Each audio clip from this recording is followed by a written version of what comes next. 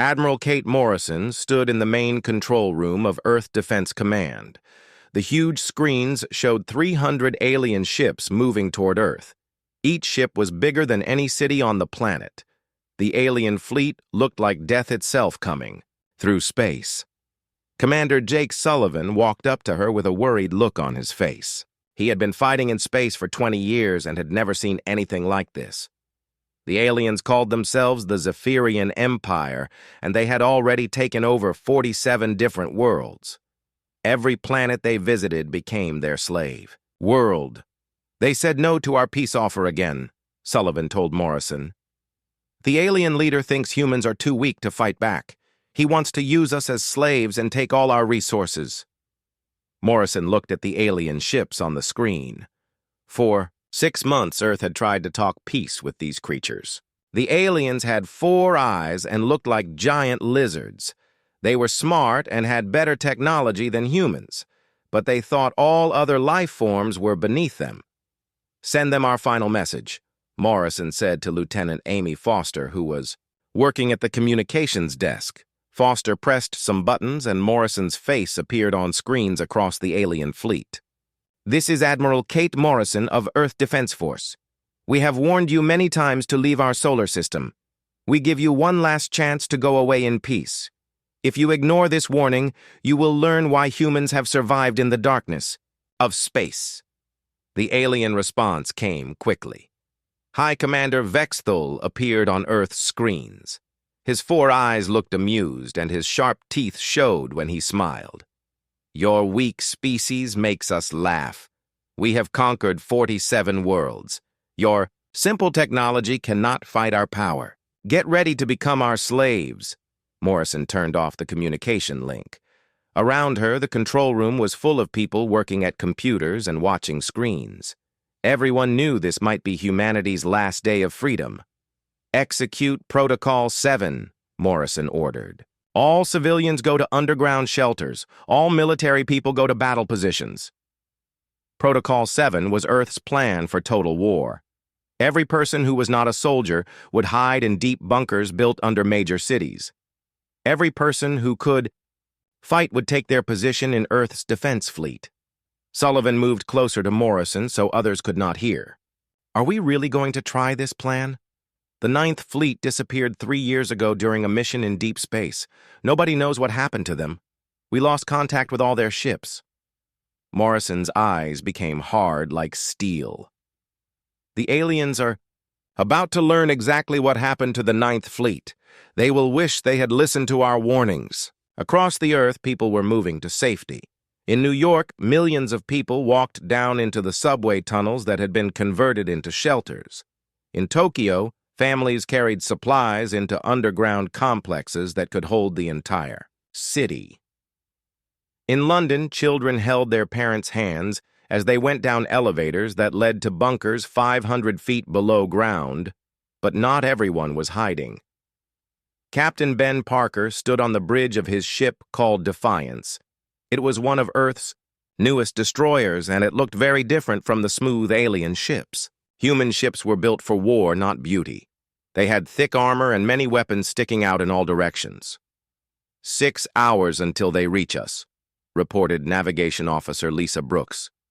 She was young, but had trained for this moment her whole life. "The alien fleet is staying in the same formation. They are not changing course." Parker studied the battle display. Earth had only 80 ships to fight 300 alien vessels. The numbers looked hopeless. But Parker had read secret files that most people did not know about. He knew what humanity had really been doing for 3 years. On another ship called Retribution, Captain Steve Martinez was talking to his crew. "Remember, everyone, the aliens think they know what humans can do. They have studied our old wars and battles. They think we are just another weak species with simple weapons." Chief Engineer Carol White looked up from her control station. "Sir, all the new systems are working perfectly. All the modifications we made are ready to use." Martinez smiled, but his smile was not happy. "Good. The aliens are about to learn that human cleverness is not just about building better guns. It is about building weapons they cannot even imagine exist. Far above Earth, the alien fleet moved closer. High Commander Vexthul was on his flagship called Dominant Fang. He was meeting with his officers and studying the human ships through their powerful sensors. "Look at their simple formations," said Sub-Commander Kraloth with disgust. "They group their ships together like scared animals. Our speed and skill will let us destroy them one by one." Another officer added, "Their energy readings are very weak. These humans use kinetic weapons and explosive devices. Our shields will stop all their attacks easily." Vexthul was pleased with what he heard. "Begin the attack. Leave some human ships, undamaged. I want prisoners so we can study how such a weak species managed to survive this long in space." None of the aliens knew that everything they thought about humans was wrong. The alien fleet moved through space like a pack of hungry wolves. Each Zephyrian ship was a masterpiece of alien engineering with smooth curves and powerful energy weapons. Their hulls shined with a metallic blue color that seemed to absorb light itself.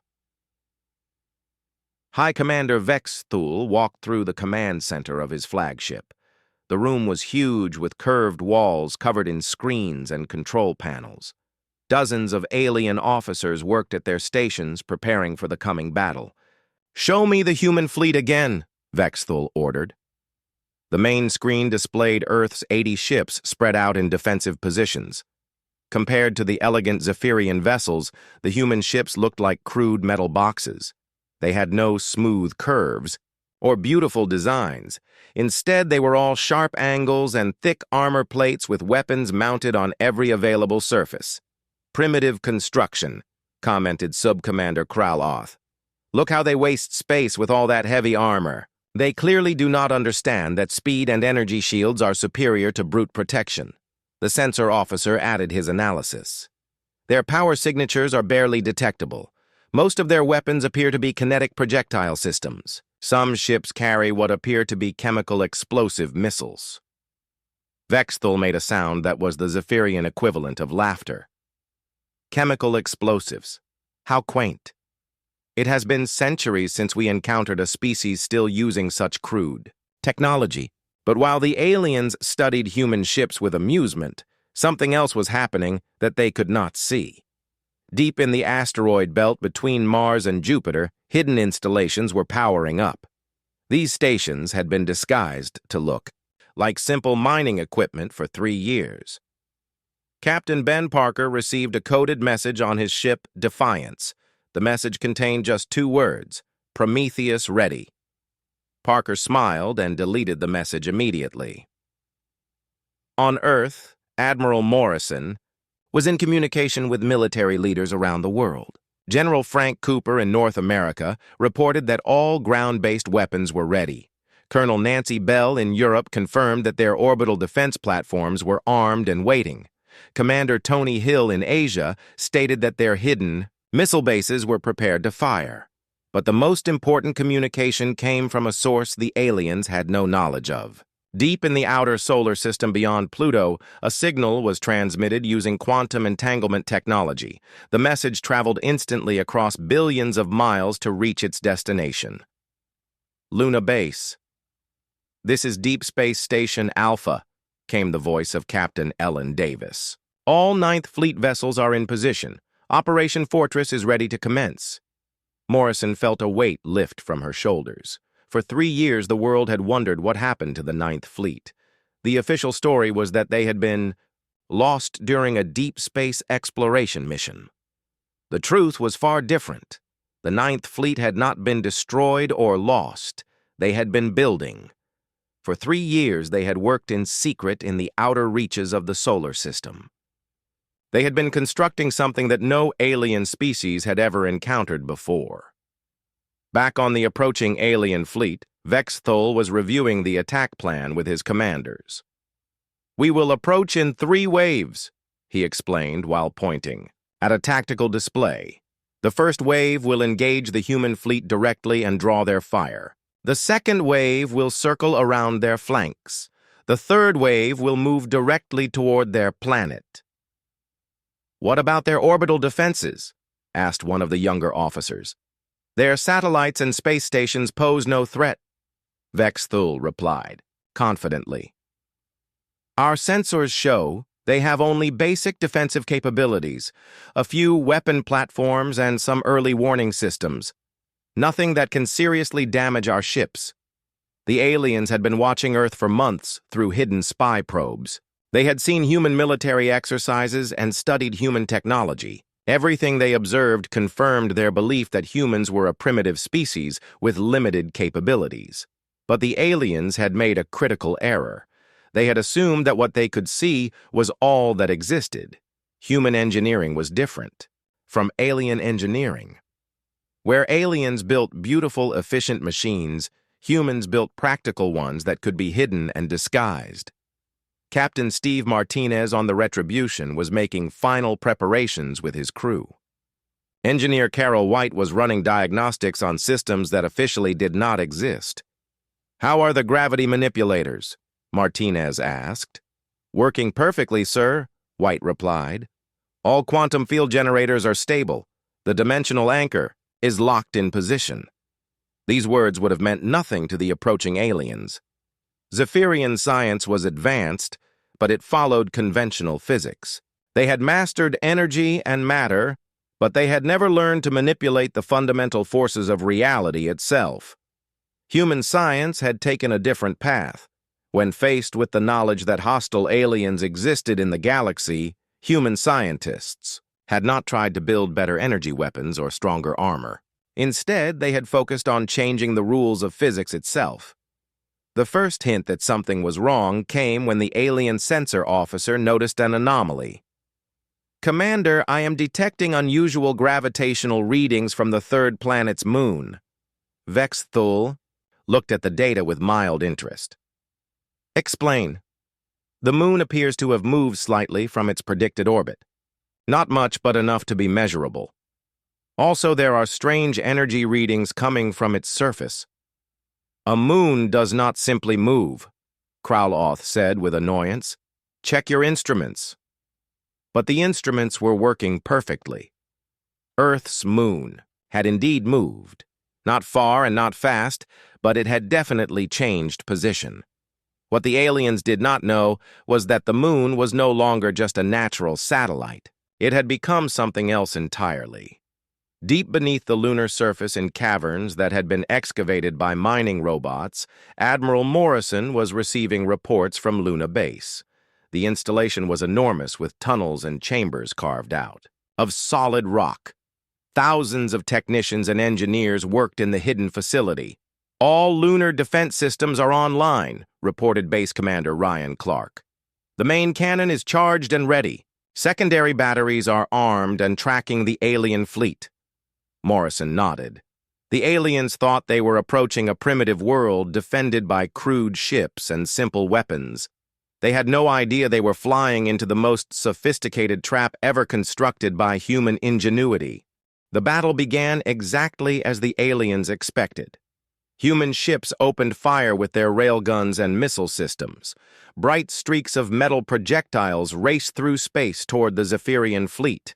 Missiles with conventional warheads exploded against alien energy shields in spectacular bursts of fire and light. High Commander Vexthul watched the human attack with satisfaction. "As predicted, their weapons are ineffective against our shields. Begin return fire. Target their largest vessels first." The Zephyrian ships responded with precise energy beams that cut through space like swords of pure light. The alien weapons were far more advanced than human technology. When the energy beams struck human ships, they sliced through armor plating like it was paper. Within 30 minutes, 12 human ships had been destroyed. The remaining vessels appeared to panic and began retreating toward Earth in disorder. Some ships fired wildly as they fled, while others seemed to lose power and drift helplessly. "The human fleet is breaking apart," reported the alien sensor officer with obvious pleasure. "They are falling back toward their homeworld. Some ships appear to be damaged and losing formation." Sub-Commander Krauloth studied the tactical display. "They are scattering like frightened animals." Should we pursue immediately or maintain formation? Pursue, Vex Thul ordered. But stay alert for desperate attacks. Cornered prey sometimes fights with unexpected fury. The Zephyrian fleet accelerated toward the retreating human ships. Their formation remained perfect as they chased their apparently defeated enemies deeper into the solar system. The aliens felt confident that the battle would be over within hours. But Captain Ben Parker on the Defiance was not retreating in panic. He was following a carefully planned route through the asteroid belt. Navigation Officer Lisa Brooks guided the ship between massive chunks of rock and metal that floated in the space between Mars and Jupiter. "Sir, we are approaching coordinates Alpha 7, Brooks reported. "The mining station should be visible soon." Parker nodded and activated his secure communication system. "Mining Station Prometheus, this is Defiance, requesting clearance for emergency docking." The response came immediately. "Defiance, you are cleared for approach Vector 3. Welcome home, Captain." As the Defiance moved closer to what appeared to be a simple asteroid mining platform, the structure began to change. Sections that had looked like ordinary equipment started to unfold and reveal their true purpose. The mining station was actually a massive weapons platform that had been disguised for 3 years. Similar transformations were happening throughout the asteroid belt. Dozens of installations that had appeared to be civilian mining operations suddenly revealed advanced military systems. What the aliens had assumed was a collection of industrial sites was actually a network of interconnected fortress positions. The Zephyrian fleet pursuing the human ships noticed the changes too late. By the time their sensors detected the massive energy buildups, the trap was already closing around them. "Commander, we have a problem," the alien sensor officer announced with growing alarm. "I am detecting numerous high-energy signatures throughout the asteroid field. These installations are not what they appeared to be." Vex Thul stared at the sensor readings in disbelief. "How many weapons platforms?" "At least 40 major installations, sir. And the energy signatures are unlike anything in our database. These are not conventional weapons."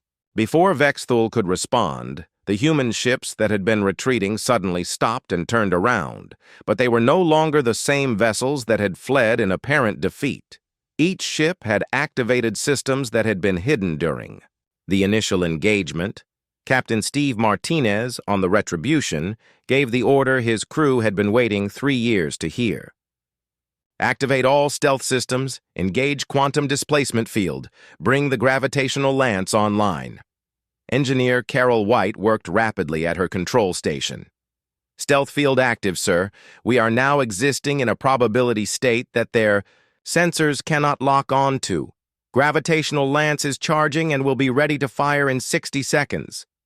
The Retribution seemed to flicker and fade from alien sensors.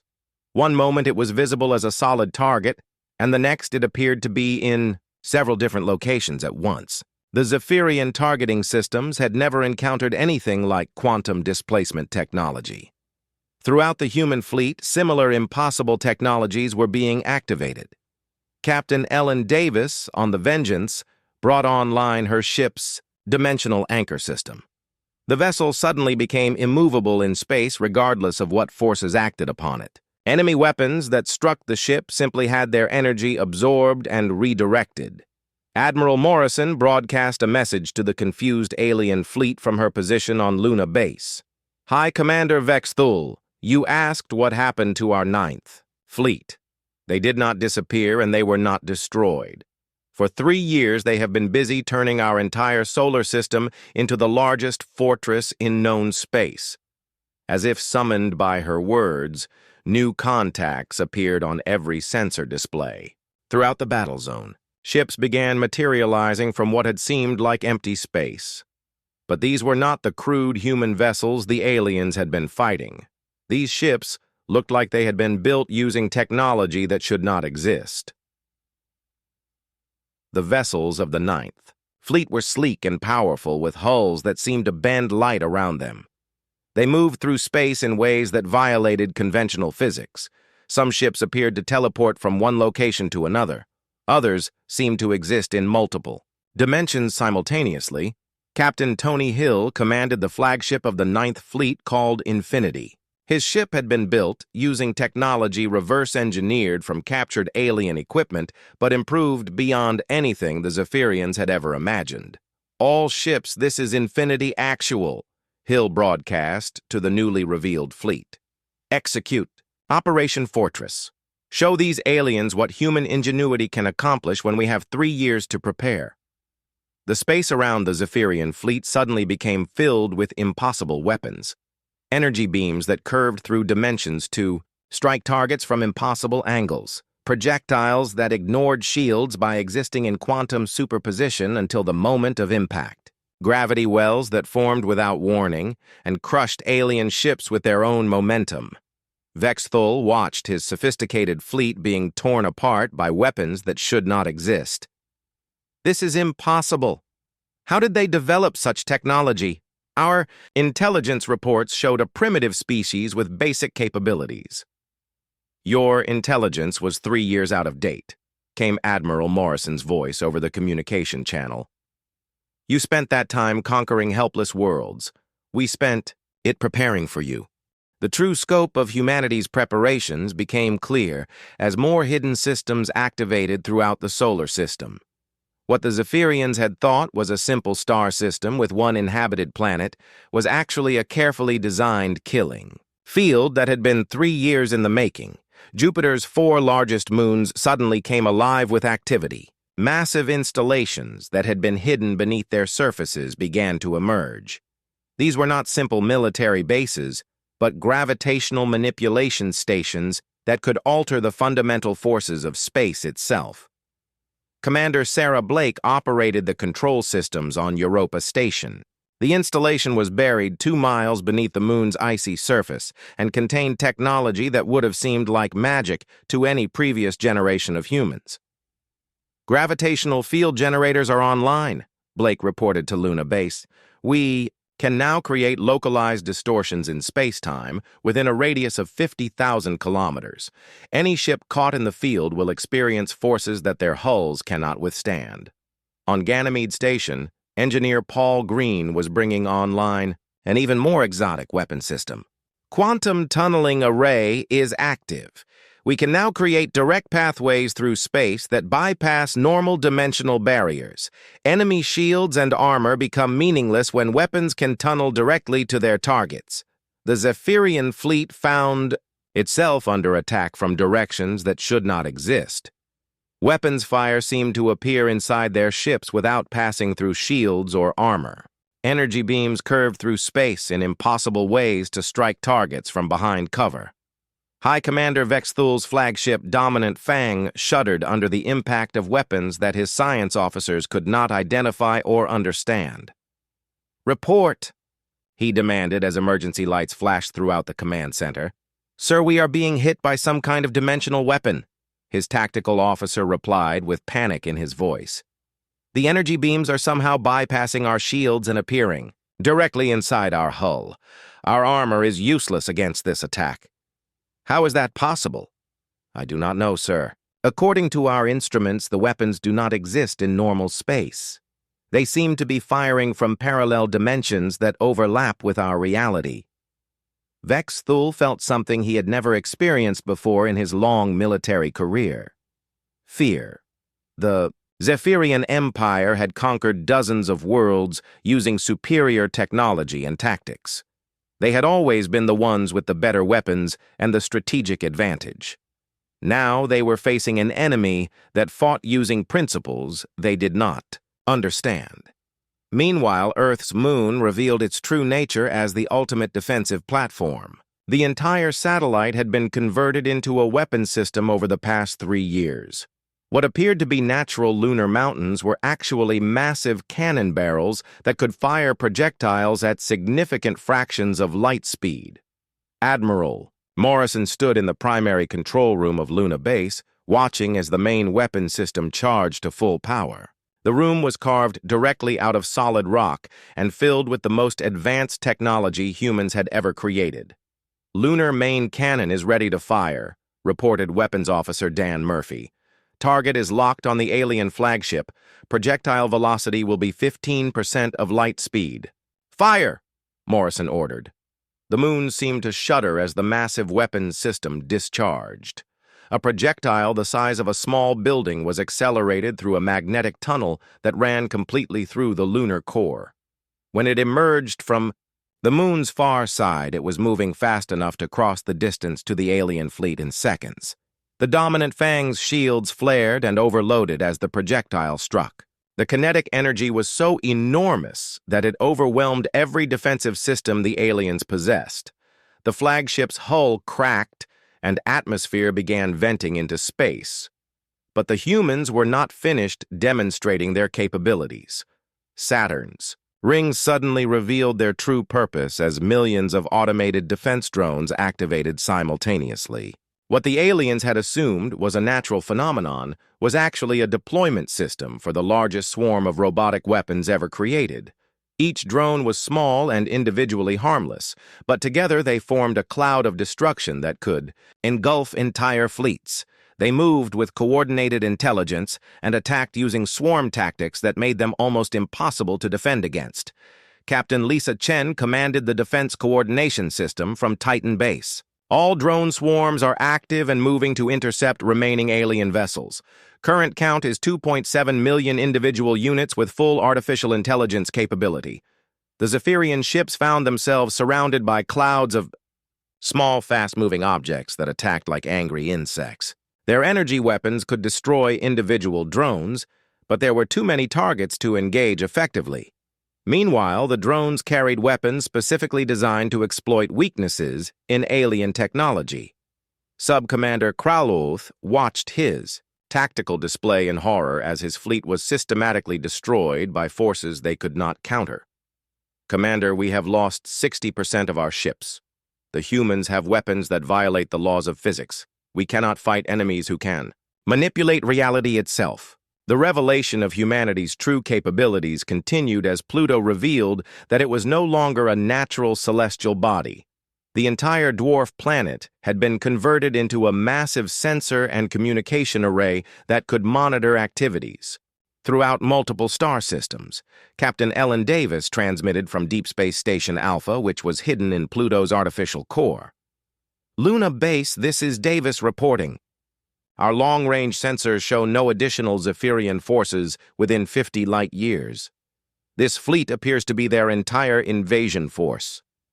Morrison smiled grimly as she received the report. The aliens had committed everything to this attack, believing they were facing a primitive enemy. They had brought their best ships and most experienced crews to conquer what they thought was a helpless world. Instead, they had flown into a trap that represented the absolute pinnacle of human scientific achievement. For 3 years, the greatest minds of humanity had worked together to solve a single problem: how to defeat an enemy with superior technology and numbers. The answer had been to abandon conventional thinking entirely. Instead of trying to build better versions of existing weapons, humans had learned to manipulate the fundamental forces of reality. They had turned physics itself into a weapon. The battle was not yet over, but the outcome was no longer in doubt. The Zephyrian fleet had been reduced to less than 100 ships, and those remaining were damaged and demoralized.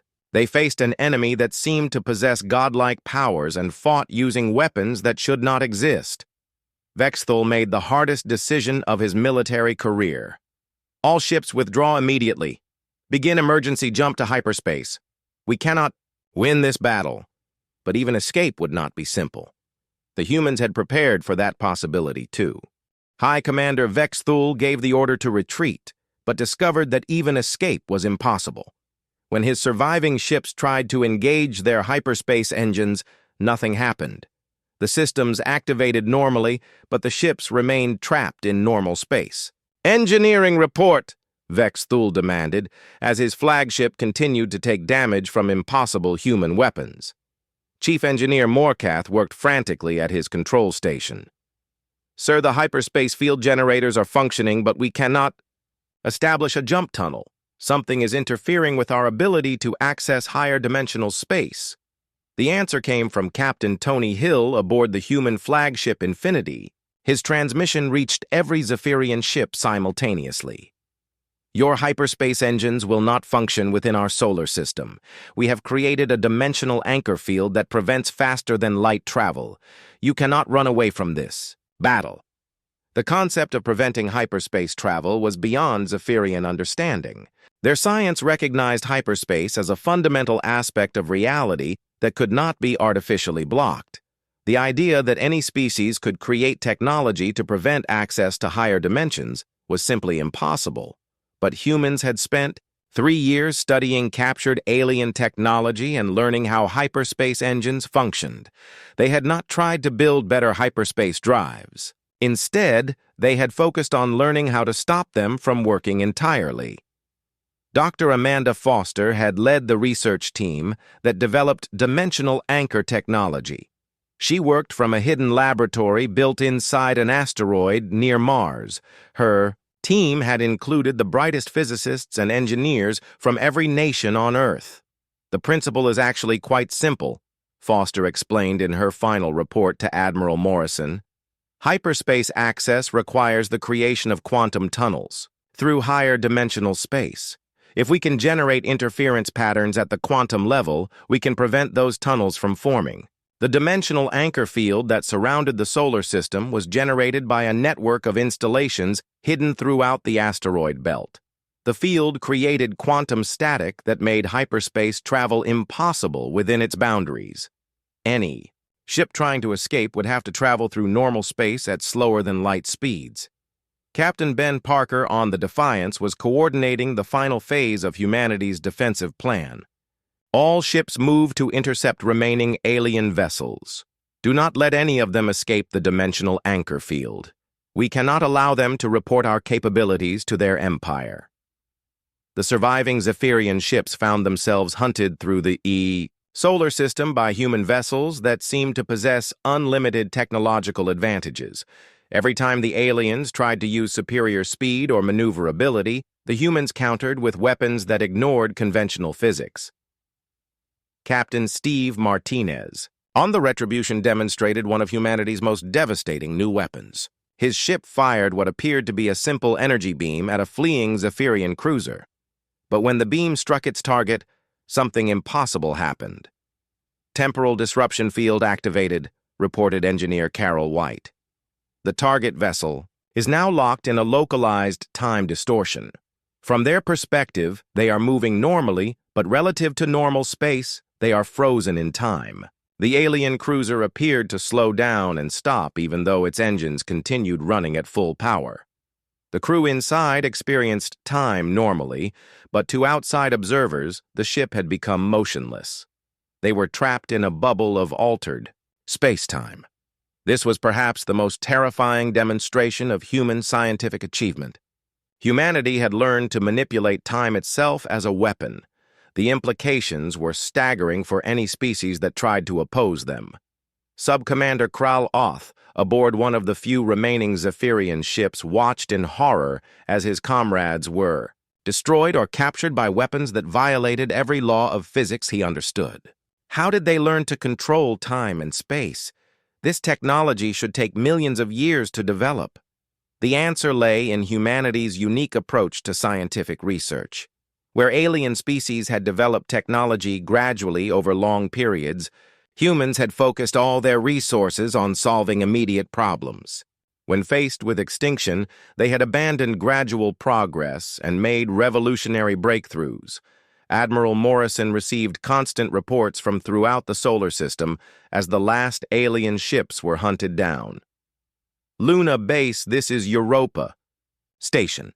We have captured 3 more Zephyrian vessels using gravitational containment fields. Their crews are alive, but their ships are completely disabled. Acknowledged Europa, Morrison replied. Transfer the prisoners to detention facility. Alpha for questioning. Handle them according to the provisions of the Geneva Convention as extended to extraterrestrial combatants. Even in victory, humanity maintained its ethical principles. The aliens had come to enslave and destroy, but humans still treated captured enemies with dignity and respect. This was another aspect of human nature that alien species found difficult to understand. Captain Ellen Davis aboard the Vengeance used her ship's quantum displacement system to corner the last group of fleeing Zephyrian vessels. Her ship appeared to exist in multiple locations, simultaneously making it impossible for the aliens to predict her attacks or escape her pursuit. "This is your final warning," Davis broadcast to the trapped alien ships. "Surrender immediately, and you will be treated as prisoners of war according to human military law. Continue to resist, and we will be forced to destroy you." The alien ships had no choice but to surrender. Their weapons were useless against human technology, and they could not escape the solar system. One by one, they powered down their systems and transmitted surrender signals. High Commander Vexthul was the last to give up. His flagship, Dominant Fang, was heavily damaged and surrounded by human vessels that seemed to ignore the normal laws of physics. His crew looked to him for orders, but he had none to give. "This is High Commander Vexthul of the Zephyrian Imperial Fleet," he transmitted with defeat heavy in his voice. "I formally surrender my remaining forces to human authority.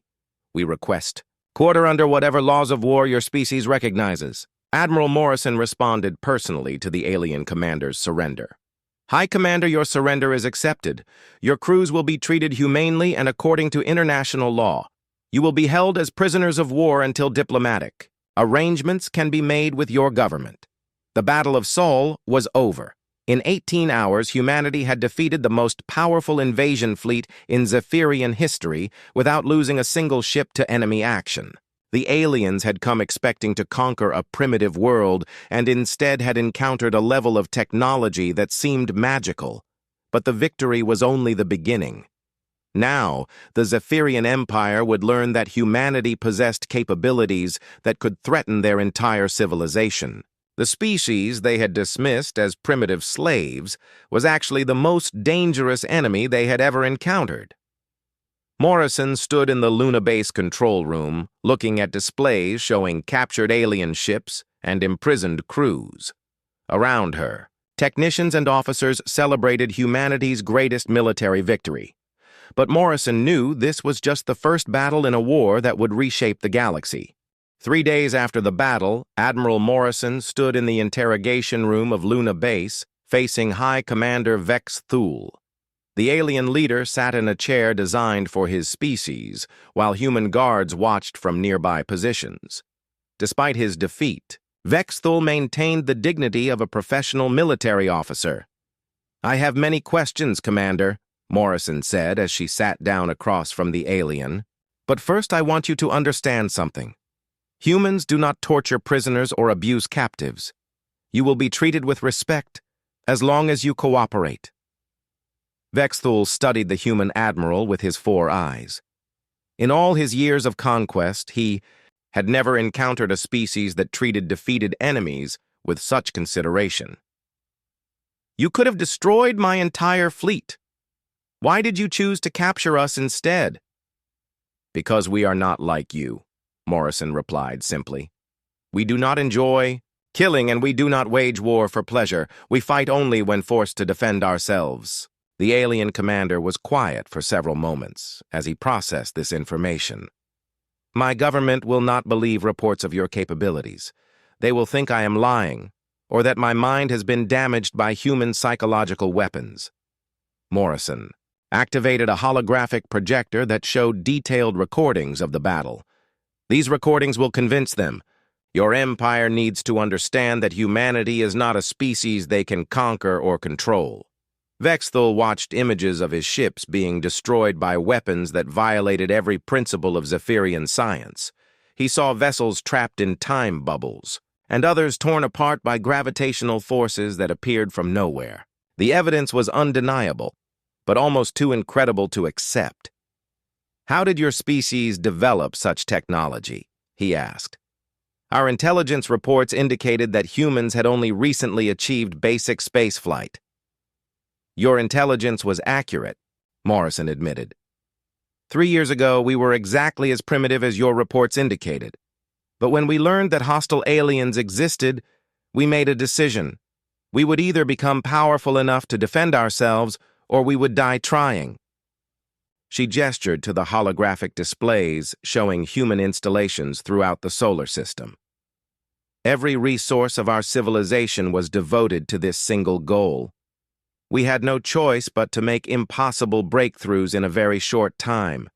Meanwhile, in the Zephyrian Empire, urgent messages were being transmitted across dozens of star systems. The complete destruction of their most powerful fleet had created panic among the military leadership and confusion among the civilian population. Prime. Minister Zekthal called an emergency session of the Imperial Council on the capital world of Zephyr Prime. The council chamber was filled with representatives from all the major worlds of the Empire. Never before had such a crisis threatened their dominance of the galaxy. The reports from the Sol system are difficult to believe, Zekthal announced to the assembled council members. An entire invasion fleet has been destroyed by a species we classified as primitive. Either our intelligence systems have failed completely, or we have encountered something unprecedented. Defense Minister Kolreth stood to address the council. I have reviewed all available data from our deep space monitoring stations. The energy signatures detected during the battle are unlike anything in our scientific database. The humans appear to have developed weapons that manipulate fundamental forces of reality.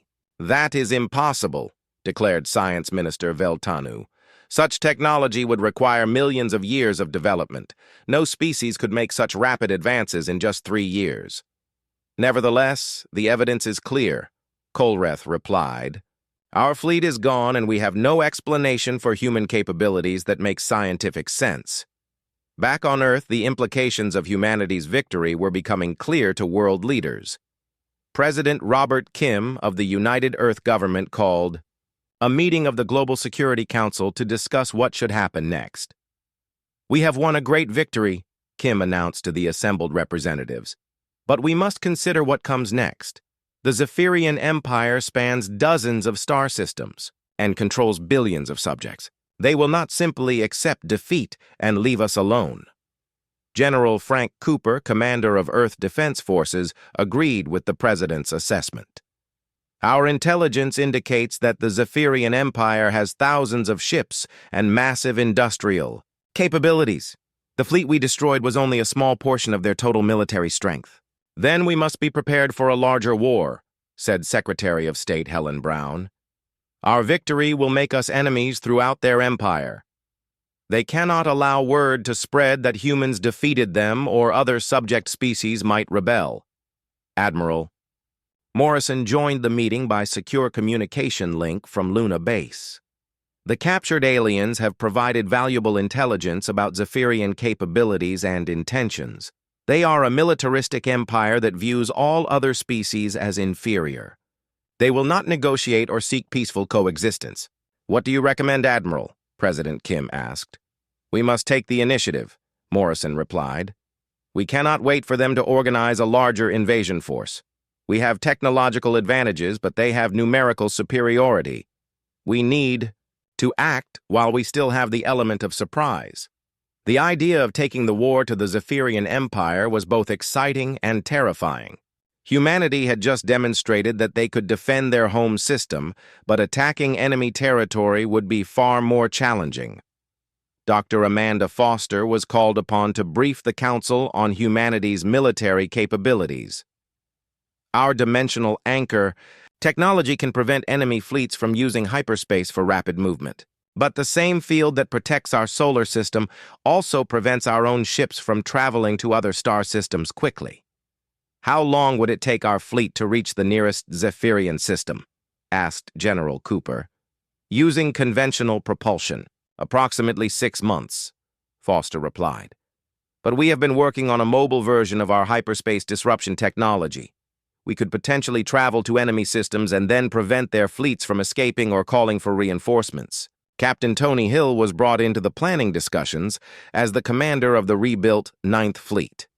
His ships represented humanity's most advanced military technology and would be crucial for any offensive operations. The 9th Fleet has 25 ships equipped with our most advanced systems, Hill reported. Each vessel can operate independently for extended periods and carry sufficient firepower to engage much larger enemy forces.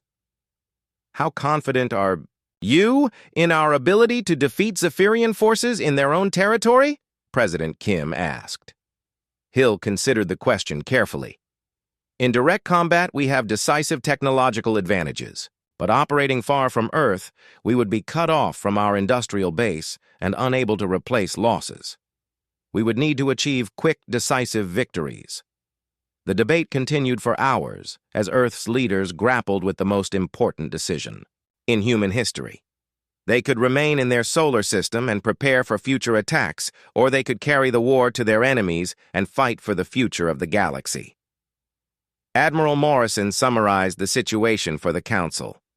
The Zephyrian Empire will not stop trying to conquer us. They have enslaved dozens of species and they view domination as their right. We can either wait for them to return with overwhelming force or we can strike first while we have advantages, President. Kim looked around the council chamber at the faces of humanity's leaders. The decision they made would determine whether humans remained safe in their solar system or became a galactic power capable of challenging the greatest empire in known space. 6 months after the Battle of Sol, the first human fleet to leave the solar system arrived at the Zephyrian border world of Kepler 442b. The planet was a heavily fortified military outpost with orbital defense platforms and a fleet of 200 alien warships. Captain Tony Hill stood on the bridge of his flagship Infinity as the human fleet dropped out of hyperspace at the edge of the Kepler system. His 25 ships looked small compared to the massive Zephyrian forces, but Hill knew that numbers would not determine the outcome of this battle. All ships assume attack formation Delta. Hill broadcast to his fleet. Activate Dimensional. Anchor field and begin jamming enemy communications. We want to finish this before they can call for help. The Zephyrian commander at Kepler was Admiral Thekmol, a veteran officer with 30 years of military experience. He had been expecting possible human retaliation, but the reports from Sol had seemed too incredible to believe. Now he faced the reality of human technology firsthand. Unknown ships, this is Admiral Thekmol of the Kepler Defense Force, he transmitted to the approaching human vessels. You are entering Zephyrian space without authorization. Identify yourselves immediately, or we will open fire. Captain Hill responded with a message that would be remembered throughout the galaxy. This is Captain Tony Hill of the Earth Defense Force. We are here to liberate this system from Zephyrian occupation. All alien military forces have 5 minutes to surrender unconditionally. The response was immediate and predictable. The Zephyrian fleet opened fire with everything they had. Energy beams and particle weapons lit up space as 200 alien ships concentrated their firepower on the small human force, but the human ships simply absorbed the attacks without taking damage. Their quantum displacement fields made them impossible to target accurately, while their dimensional armor redirected energy attacks into parallel dimensions where the power was harmlessly dissipated. Begin counterattack, Hill ordered. Target their command ship first. Show them what human weapons can do. The human ship called Retribution fired its gravitational lance at the Zephyrian flagship. The weapon created a localized distortion in space-time that crushed the alien vessel like an invisible hand. The massive ship simply imploded as the forces holding its atoms together were overwhelmed. Admiral Thekmol watched his flagship die and felt the same terror that Vexthul had experienced at Sol. The humans were using weapons that should not exist and fighting with technology that seemed like magic. All ships concentrate fire on the lead human vessel, Thekmol ordered from his secondary command ship. Target their power sources and weapon systems, but targeting human ships was like trying to hit ghosts. The quantum displacement fields made each vessel appear to exist in multiple locations simultaneously. Zephyrian weapons fired at empty space, while human ships attacked from impossible angles. Captain Ellen Davis on the Vengeance demonstrated another terrifying human capability. Her ship fired temporal disruption fields that froze entire groups of alien vessels in localized time bubbles. From the perspective of the trapped crews, time continued normally, but to outside observers, their ships became motionless targets. The battle lasted only 2 hours. When it ended, the entire Zephyrian fleet had been destroyed or captured. Not a single human ship had been seriously damaged. The orbital defense platforms were disabled, and the planet's surface installations surrendered, without a fight. But the real shock came when human forces made contact with the planet's population. Kepler 442b was home to 3 million aliens, but they were not Zephyrians. They were members of a species called the Vrathari, who had been conquered and enslaved 50 years earlier. Captain Sarah Blake led the first human landing party to the planet's surface. She found cities filled with blue-skinned humanoids who had been forced to work in mining operations and manufacturing facilities that supported the Zephyrian war machine. "We are representatives of the human species," Blake announced to the gathered Vrathari leaders. "We have come to liberate your world from Zephyrian occupation. You are free to govern yourselves as you choose." The Vrathari leader was an elderly female named Counselor Yerindal. She had lived through the Zephyrian conquest and remembered when her people had been independent. The idea that liberation was possible seemed too good to believe. "You defeated the Zephyrian fleet?" she asked with wonder in her voice. "They told us that resistance was hopeless and that no species could challenge their power." "The Zephyrians were wrong," Blake replied. "They are not invincible, and their empire is not eternal. Other species can fight back and win." Word of humanity's victory at Kepler spread quickly through underground resistance networks that existed on conquered worlds throughout the Zephyrian Empire. For the first time in decades, subjugated species began to hope that freedom might be possible. On the Zephyrian capital world of Prime, the news of Kepler's fall created panic among the ruling class. Prime Minister Zekthal called another emergency council session to address the crisis. "The humans have proven that our forces cannot stand against their technology," Defense Minister Kolreth reported to the council. "They destroyed our Kepler fleet without taking significant losses. Our military commanders are requesting immediate reinforcement of all border systems." "How many ships would we need to stop them?" Zekthal asked. "Unknown, sir. Traditional numerical superiority appears to be meaningless against their weapons. They can disable our ships faster than we can bring new forces to bear." Science Minister Veltanu had been studying captured recordings of human weapons in action. "I have analyzed their technology and reached a disturbing conclusion. The humans appear to have mastered manipulation of fundamental forces that we do not understand. Their weapons operate on principles that our science cannot explain." "Are you saying they are more advanced than us?" asked Economic Minister Tor Khan. I'm saying they have developed along completely different technological paths," Veltanu replied. "Where we focused on perfecting conventional physics, they have learned to manipulate reality itself. It is like comparing swords to nuclear weapons. The implications were staggering for an empire that had built its power on technological superiority. If humans could field weapons that Zephyrian science could not counter, then the entire basis of their civilization was threatened. Meanwhile, human forces were preparing for their next operation. Admiral Morrison had authorized expansion of offensive operations to multiple Zephyrian systems simultaneously. The strategy was to liberate as many conquered worlds as possible before the Empire could organize an effective response. Captain Ben Parker was given command of a second human fleet tasked with liberating the Altair system.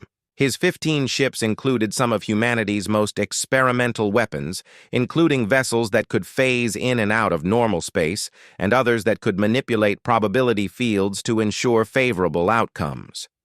The Altair system contains 4 inhabited worlds with a total population of 20 million, Parker briefed his officers. Intelligence indicates they are members of a species called the Kithara who were conquered 30 years ago. They have maintained an active resistance movement. Navigation Officer Lisa Brooks studied the tactical data.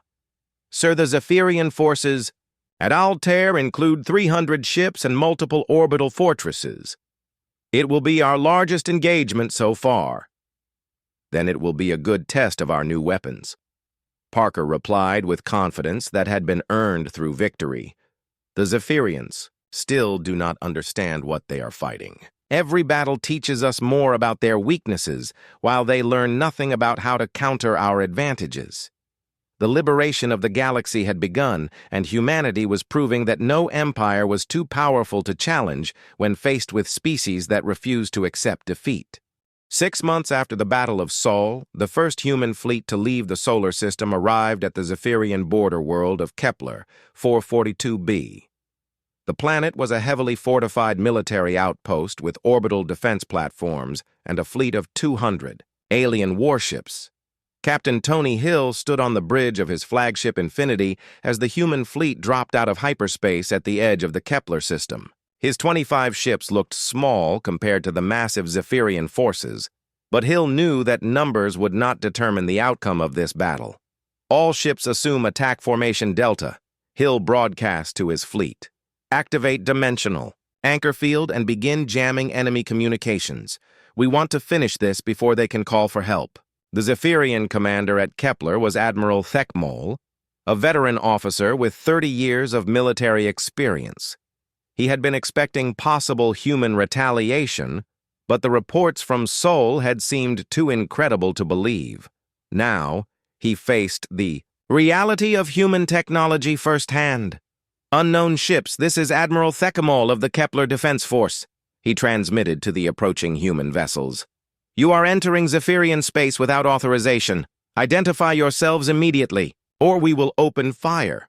Captain Hill responded with a message that would be remembered throughout the galaxy.